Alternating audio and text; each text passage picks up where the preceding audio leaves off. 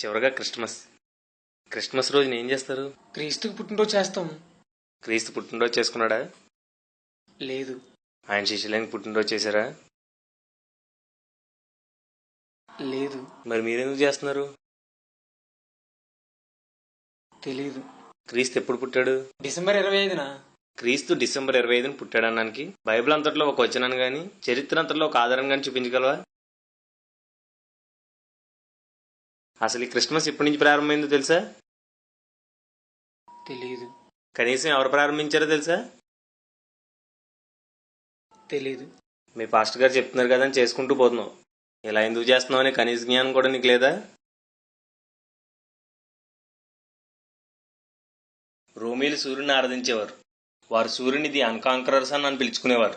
తమ ఆరాధ్య దైవమైన సూర్యుడు డిసెంబర్ 25న పుట్టాడని వారి నమ్మకం. అందుకే ప్రతి సంవత్సరం డిసెంబర్ 25న సూర్యుడికి అత్యంత వైభవంగా పుట్టినరోజు వేడుకలు జరిపేవారు. క్రీస్తు శకం 320లో రోమా చక్రవర్తి క్రీస్తే దేవుడని రక్షకుడని తెలుసుకున్నాడు. పూర్వం నుండి వైభవంగా జరపడుతున్న సూర్యుని పుట్టినరోజు వేడుకలను ఆపలేక డిసెంబర్ 25న క్రీస్తు పుట్టినరోజుగా ప్రకటించి దానికి క్రిస్మస్ అని పేరు పెట్టారు. వాక్య జ్ఞానం కానీ ఆత్మ నడిపింపు కానీ లేని నాటి క్రైస్తవులు చక్రవర్తి నిర్ణయానికి మద్దతు తెలిపారు.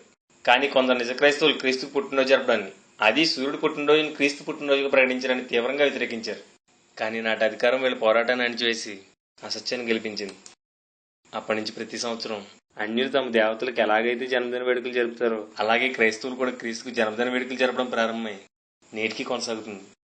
అన్యులు తమ దేవతలకు చేస్తున్నట్లు మీరు మీ దేవునికి చేయవద్దని ద్వితీయోపదేశకాండం 12:4 చెప్తుంటే, అన్యుల పండగలాగే డాన్సులు, ఊరేగింపులు, బాణాసంచా, లైటింగ్లు, కేకులు, క్యాండిల్ సర్వీసు, డెకరేషన్లతో క్రిస్మస్ ప్రపంచమంతా జరపబడుతుంది.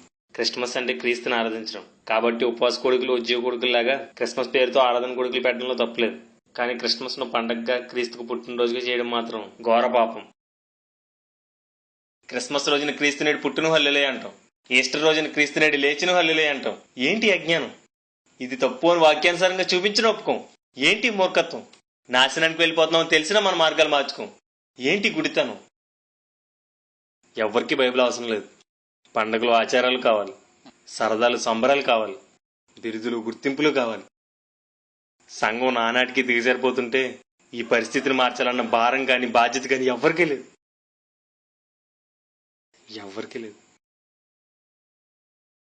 తక్కెళ్ళు ఒక పక్కన బైబిల్, ఓ పక్కన మీరు చర్చేస్తే బ్యాలెన్స్ అయిపోతున్నావు కదా. ఇప్పుడు చెప్పగలవా ఆ మాట? నేనెప్పుడూ బైబిల్తో మా సంఘాన్ని పోల్చుకోలేదన్నా. లేదన్నా, బైబిల్కి మా సంఘానికి పోలిక లేదు. మేము బైబిల్కి చాలా కలిపేశాం. మాకు నరకం తప్పదు.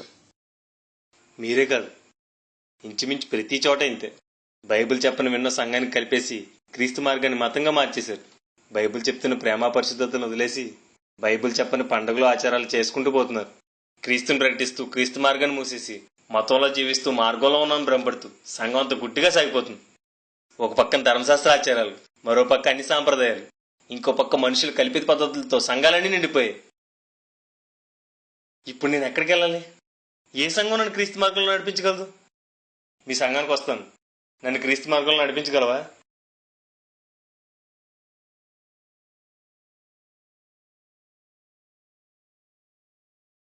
నా బాధ ఏంటని అడిగావు కదా, ఇదే నా బాధ. దాన్ని తీర్చలేవు. బాయ్.